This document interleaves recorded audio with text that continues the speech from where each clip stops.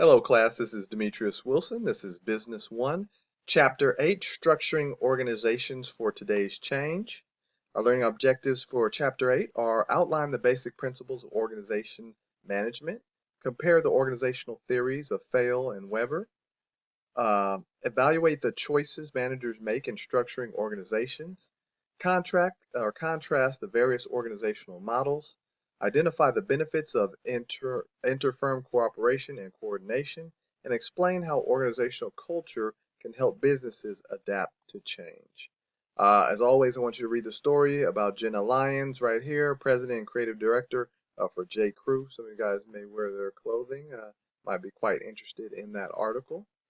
Name that company. Be sure to check that out and see if you can name that company either before or after you read the chapter. Build an organization from the bottom up, a good thing to check out and to know.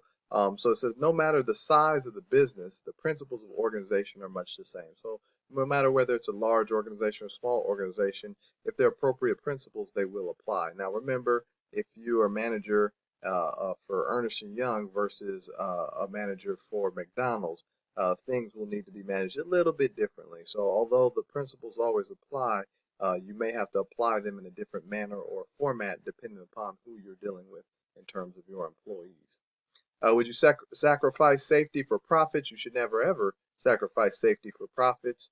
Definitely read this. There's certain things that you cannot skimp on. So for instance, ergonomic reviews, if somebody's back hurts or they need a footrest or things like that. I know managers are kind of stingy on purchasing such things, but you can definitely, you definitely should not be, because people end up with injuries later on, and they say, well, I asked for back support on my chair, and the manager didn't want to get one for me or told me to buy one on my own. So never sacrifice safety for profits. It's just not a good practice for you to involve yourself in.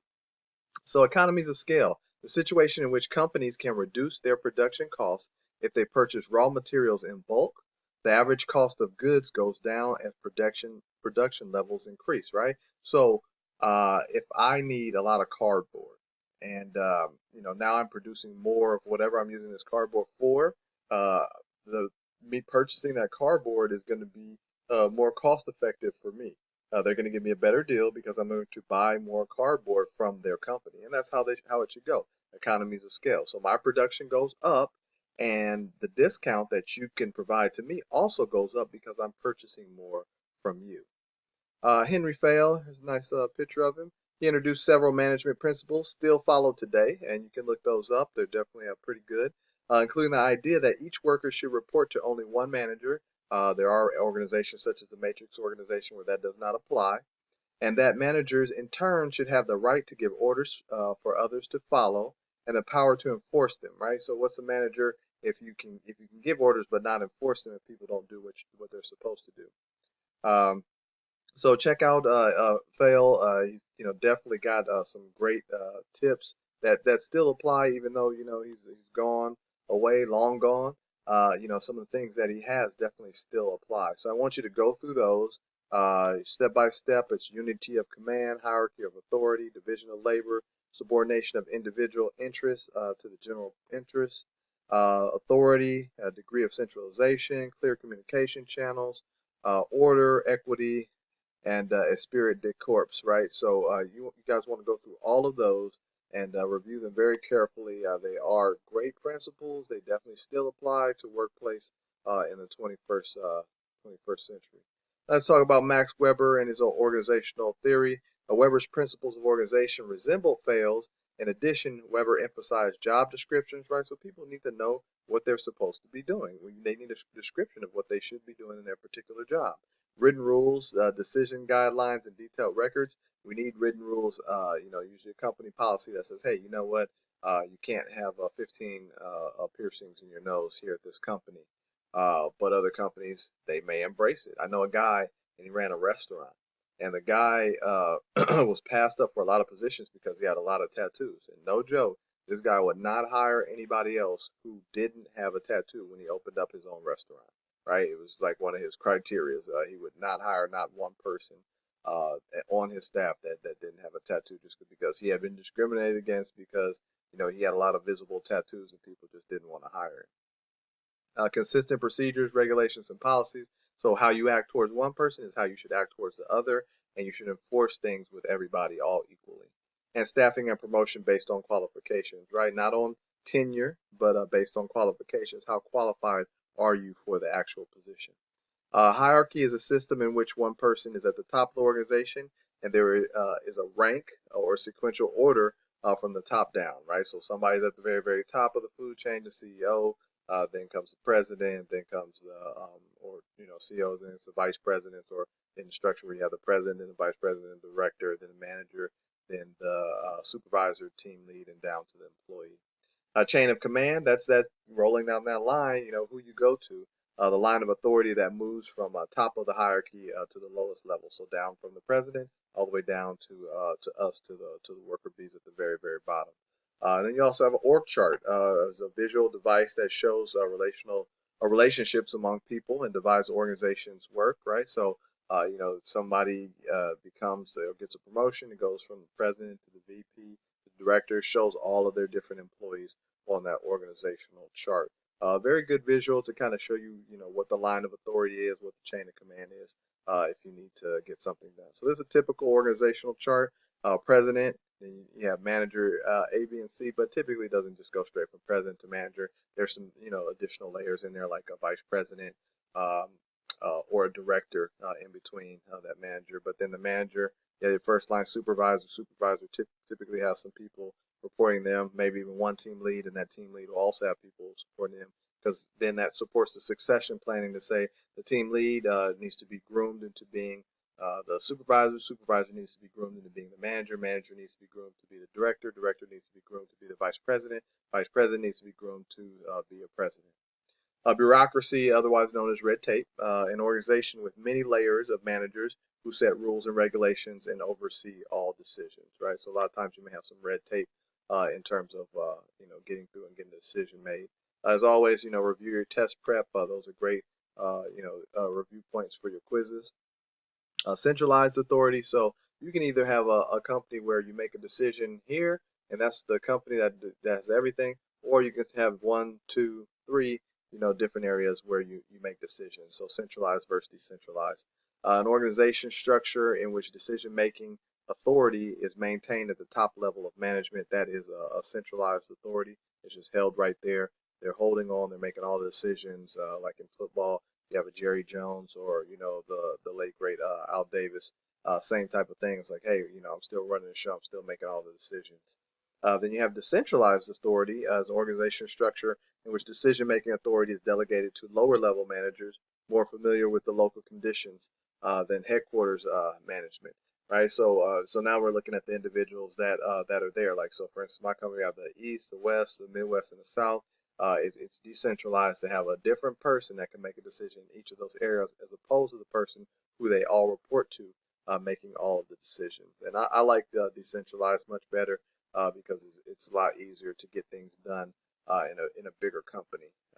But there are always advantages and disadvantages of both. So let's look at the advantages of a centralized organization. So greater top management control, more efficiency, simpler distribution system, and stronger brand/corporate image. Disadvantages of being centralized: less responsiveness to customers, right? So it takes a long time to get back to them because it's all centralized. Less empowerment. People aren't empowered. They aren't doing things that they can do because you're holding them back because you want to make all the decisions. Interorganizational conflict and lower morale away from headquarters. So headquarters, everything's great, but away from headquarters, everything sucks because, hey, we always have to go back to headquarters and they make all the decisions. Decentralized. Let's talk about the advantages and disadvantages for that option. Better adaptation to customers' wants, right? So of course, because you're right there, we're going to make those decisions that they need. More empowerment of workers, faster decision making, higher morale. Things are going to be morale all throughout, not just at the corporate office. Disadvantage: less efficiency, complex distribution system, less top management control, and weakened corporate image. And also the fact that sometimes some of these different areas may have come up with different decisions, and it's kind of get everything in alignment and have one process between, like I said, the East, West, South, and Midwest. So those are some of the things you should definitely look at. Span of control describes the optimal number of subordinates a manager or supervisor should supervise. So the key word is optimal. It's not, the fact that, yeah, I can give you 50 employees, maybe you can make it, but you're probably going to burn out. So what's the optimal number of employees that you can have? uh, I'll skip over these, but because we'll see them on the diagram. But a tall organization structure, they have like the pyramid. A flat organization structure, they have fewer layers of management, right? So a flat organization structure looks like this: owner slash manager. And you just have these individuals reporting you. Typically, that's when you have a smaller company that hasn't, blossomed into a huge, big company just yet. So business management, empowering employees and satisfying customers, right? So I want you guys just to on your own review the narrow view and the broad view. So these are advantages and disadvantages of narrow versus a broad span of control, right? So narrow, short, broad span of control, it's kind of way out there. Departmentalization divides organization into separate units, right? So separate units meaning human resources, accounting, finance, things like that. Um, Other advantages, although they improve cost and efficiency, employees can develop skills in depth and process and progress within a department as they master more skills. Company can achieve economies of scale by centralizing all resources it needs and locate various experts in that area, right? So everybody that's all working on this project is all going to be done in Tennessee. And employees can coordinate work within the function, and top management can easily direct and control various departments' activities. Then you can go over the disadvantage of departmentalization as well. Some of you may disagree with what the text is saying, but typically, to me, for the most part, right, they're pretty much dead on the money. So be sure to review those. So ways to departmentalize: you can departmentalize by product, right? So the marketing manager, trade books, college text, technical books, right? By function. So here's the president, production, marketing, finance, human resources, accounting, right? So just by function, that's most standard. By customer group, consumers, commercial use, manufacturers, institutions, and by geographic location. So you have the vice president, international operations, Canada, Japanese division, European division, and Korean division. And then by process, you have the production manager. You have cutters, dyers, and stitchers. All right, so you just have to think about the different ways that you can do your divvying up of your departmentalization, right? So a lot of different ways to do it, but you always have to pick what's best for your company, right? So yeah, like something like this, like look at that plunger, right? So you would think, or no, that's not a plunger. I'm sorry, that's a football. So you would think that hey, football is just growing trees and they just fall off, but there is an individual somewhere in a factory or manufacturing place just like this creating footballs. I have a buddy from Louisville, and we were downtown. It was for his wedding, and we're hanging out, and he kept asking me, he's like, you want to see the bat factory? I was like, the Bat Factory. So, one of the big things there when you go there to check out Louisville is where they make the Louisville Sluggers, and it's a big thing. But we don't think about that. We just think about the fact that a bat is at the store and we should be able to pick it up. But in reality, somebody has to make and create that bat and put their craftsmanship into it. More test prep. Be sure to not to skip over those. They will ask the right questions that you need to know. Line organization and personnel, staff personnel. Go over those few terms as well. Here's a sample of a line and staff organization, right? So sometimes you have this thing called what you call a dotted line, and you don't see it because you don't see the specific positions here. But what would be a reason somebody having a dotted line? And I've seen it before. Like for instance, one guy was a chief information officer, so he is at the very top of the IT organization. Let's say he was right up here, and then his brother was the manager, and then soon got promoted to be the director. So his brother couldn't report directly to him, so it was more like a dotted line. So he reported to somebody else, in essence, on paper, but in reality, he still reported to his brother. It's just some of the tricks of the trade that we see. I spoke about a matrix organization earlier, in which specialists from different parts of the organization are brought together to work on specific projects, but still remain part of the line and staff structure. So what that means is basically, in essence, you have two bosses, right? You have your boss in the marketing department, and then you have your boss in project 1345-9. So you're going to end up having two bosses. And, is that a struggle? Yeah, sometimes it's a struggle for power. So it's one of the things you got to, kind of tread lightly with. There you go. So matrix organization right here. Didn't even know what's coming up next. So the president, vice president of project management. So the project managers all report to him or her. Then the vice president of manufacturing. But you're working on project two, right? So you report to the this person, employee A reports to the vice president of manufacturing, but also is going to report to project manager two for that project, right? So a lot of times people have to get a good grasp and understanding on what a matrix organization is and why certain things flow the way that they do. You have cross-functional and self-managed teams. Go ahead and please review those as well. Review more of your test prep. Then networking. Let's talk about networking. So you can have networking that involves and talks about computers, but you also have networking that involves you speaking with another individual and getting to know them as well. But this networking is using communications, technology, and other means to link organizations and allow them to work together on common objectives. Could be just instant message platform or email or Skype or something like that that brings those individuals together in order to collaborate and get something done. Real time, we always say everybody's, I want it in real time, I want it in real time, when a lot of stuff is really not real time, but real time in definition is the present moment of or the actual time in which something takes place, right? So I want these stats real time. I want to see them on the board. I don't want to see a report the next day. Virtual corporation, right? I have about half of my staff works from home, right? So half are in the office, half are at home. A temporary networked organization made up of replaceable firms that join and leave as needed, right? That's a virtual corporation. I'm sorry. So a little bit different, but you see that it's temporary, right? So it's a temporary form of network. In my organization, individuals that work from home, that's not a temporary setup. It's a permanent setup where they telecommute. Figure 8.8, virtual corporation has no permanent ties to its firms that do its production, distribution, legal, and other work. Such firms are flexible enough to adapt to change in the market quickly, right? So you have your core firm, you have these different firms, but they're not permanent. They're not a permanent fixture there. So cutting back while cutting costs, right? So I want you to read that on small business. This is a spotlight on small business.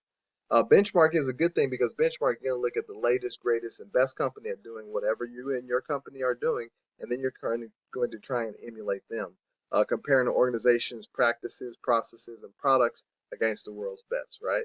So, I want to make, PC computers. I want to compare myself against Dell or something like that. And then, although your company may not be able to do what they do right off the bat, eventually you'll get better and you'll continue to improve. As we see our favorite shoe company there, Nike. Nike's core competencies are designing and marketing athletic shoes. Company outsources other functions, right? So they're all about designing and making the shoes great. But the other functions, putting the actual shoe together, that's going to be, sent overseas. As you know, if you check the tag on your Nikes, you're going to see that those Nikes were made somewhere else. Some companies do that. Some companies, hey, they're proud to present the tag that says "Made in the United States." And that's changed over time. All companies didn't start off doing that, but eventually a lot of them end up doing that, whether they're outsourcing manufacturing or customer service or things of that nature. So those are your core competencies. Nike's core competency is designing. So those functions that the organization can do as well or better than any other organization in the world. So if you could do it great, then do it. And then all the other stuff that you're really not so interested in doing, then you just go ahead and outsource that to someone else. Now, remember, when I say outsource, that doesn't necessarily mean overseas. If it's overseas, it's offshoring. But outsource could be just someone in a company in Vernon or a company in Santa Ana or something like that. So digital natives, these are young people who have grown up using the internet and social networking. Like my kids, they're going to grow up, using, the internet and things of that nature. It's funny if my kids come up to a computer and they try and press it and they're like, hey, what's going on here? It's not working because they think every, computer is a touch screen. For those of us who didn't grow up, with that type of, computer compatibility, we know that that's just, a funny thing to see. When open communication should not be so open, want to make sure that you read this. This is very, very important, especially if you're a manager. You can't tell everybody every single thing. Although you want to be transparent, there's certain things that you have to keep, close to your vest. Restructuring is redesigning organizations so that it can be more effective, and be run more efficiently, and serve their customers more effectively and more efficiently. And sometimes that's just what it takes. It takes a restructuring to say that, we need to do things a little bit differently because this is what our customers need and want.